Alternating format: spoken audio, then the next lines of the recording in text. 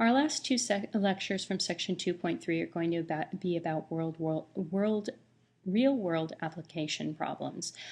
So we're going to start with some really simple, easy ones. Your book only has a couple like this, but I'm going to include three, and then only one of the variable or the table type.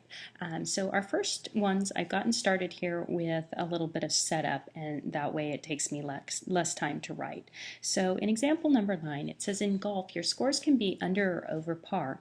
If a golfer has 3 games in which he scores 3 under on the first, 5 over on the second, and 3 under on the third, what's his total score after the 3 games? So I have taken the liberty to say that we have a first game, a second game, a third game, and then that we want the total.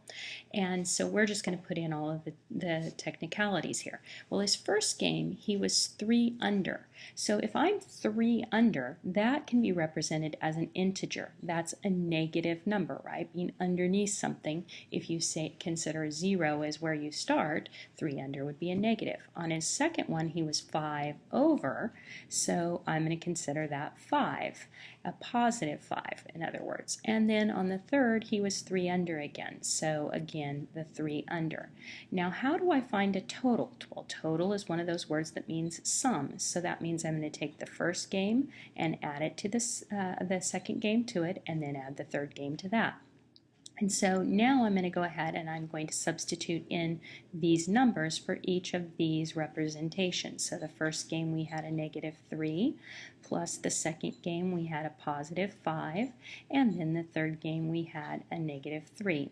Now here we have our first set of numbers to add, so we have a positive 5, and we're going to subtract the 3 from that because the absolute values subtract when the signs are different, and then that's going to give us a positive because the 5's bigger.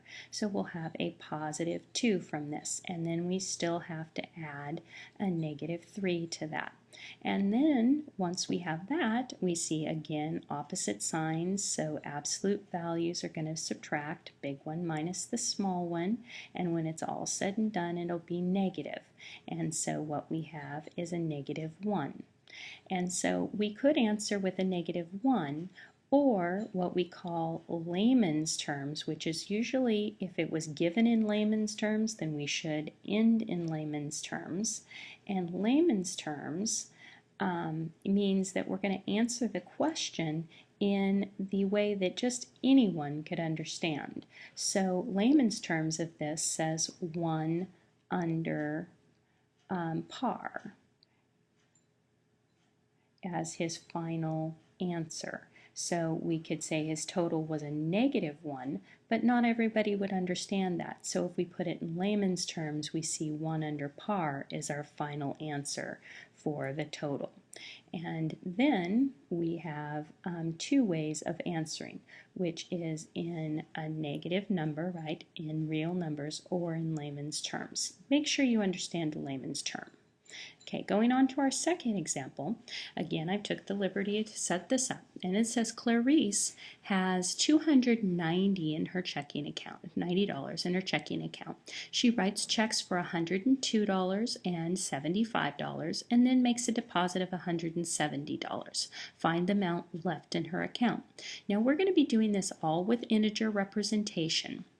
So finding the amount left in our account, if you do integer representation, is adding all these amounts up because it's assumed that that the end result is always positive. That's how accountants do it, and that's where we're going to take our cue from this. So our beginning balance, don't forget the units here, is 290, and then our first check, because it's a check, it's a withdrawal, we're taking that out, so it's a negative number of 102. And then finally, the last one here, it's a negative number again, and so it's 75 for that check. And then the deposit, well, you put money back in, so deposits are positive numbers.